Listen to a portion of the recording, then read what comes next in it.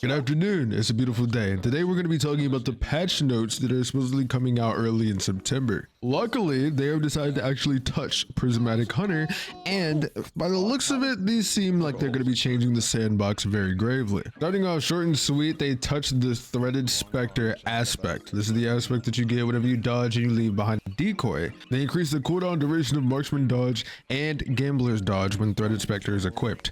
So now you have, say, like 15 seconds in between each dodge. You would get this is speculation, of course, so maybe like 19 seconds or whatever. It's probably not going to be something too big, but a nerf is a nerf regardless. Now, to balance that out a little bit, they removed the dodge cooldown penalty after creating a clone. So if you did not know, whenever you had a ability that took your dodge, it's normally you're gonna have a longer dodge cooldown afterwards. This happens with suspend. You normally get it already reduced cooldown penalty whenever you use an ability that takes your dodge instead of just regularly dodging. This is now removed this will be removed when this patch comes out. A really big one that I'm now seeing is if the clone is destroyed by any attacks, it no longer spawns threadlings. Now I think this is going to be really big. Actually, I think the main problem with the Threaded Spectre thing is the fact that it can blow up and then spawn threadlings that do extra damage to you. Now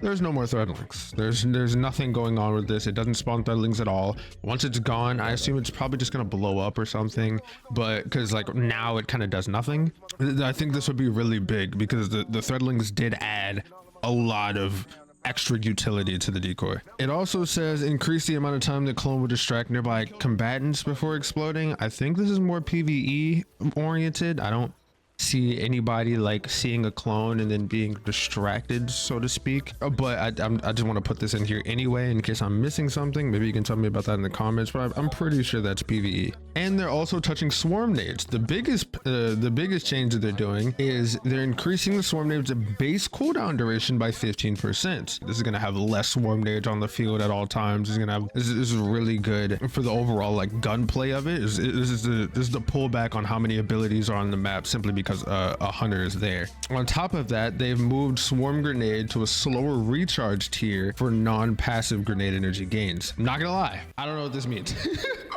It gotta do something, right? It gotta do something. The smoke bomb melee. Now this is the biggest one out of all of them because smoke bombs were mainly a problem because if the hunter just presses the button, now that specific spot that they threw the smoke bomb in is just like covered for a long period of time. Whether you break it, whether you leave it, any of that, it's just covered. Now they reduced the time that the smoke bomb projectile lingers in the world from 10 seconds to 3.5 seconds. I believe that this is just pre-explosion for the smoke bomb, like the actual smoke bomb itself, not the smoke that's there. How it's just like you can throw it and then it just sits on the wall for a while.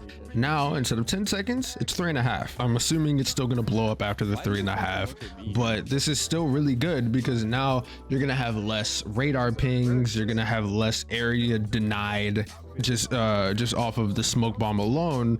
Additionally, reduce the player's movement speed penalty imparted by the smoke by 25%. This means while you're in the smoke, the movement speed penalty that you get and how you move slower in smoke bombs, this is going to be 25% less effective. So in layman's terms, you're moving faster while being hit by smokes, right? Additionally, they're changing some other things about swarm grenade. I really think the swarm grenade is going to be gutted, like, because realistically these are really big changes because the swarm grenade submunitions, you know, when you throw the swarm grenade and then a bunch of like the actual swarm is just showing, those are the submunitions. They'll be easier to shoot. If you ever tried to shoot one, it's genuinely hard. It's like a hard tier aim labs. Like you gotta genuinely lock in to shoot a swarm grenade, and the submunitions will chain detonate other submunitions, right? So I presume that this means that if you see a swarm grenade, you can shoot the middle one or any of them really, because you know it's gonna chain detonate them. But if you shoot one of them, it's gonna go to the next one and then the next one and then the next one and then blow up all of them, so you can effectively get rid of a swarm grenade. This is gonna change swarm grenades to be only useful if they're thrown on top of somebody and not used for area denial whatsoever, because you can get rid of them much easier. Now, of course, these changes are not actually in the game yet, and they're still probably being workshopped here or there. Maybe they're going to be reduced here, maybe they're going to be increased here. Let me know how you feel about it in the comments. I'm actually not going to give my input so far or yet, because I just want to make sure that things are how they say they are. I don't want to jump the gun too early. But thank you for watching, and I hope to see you in my next video.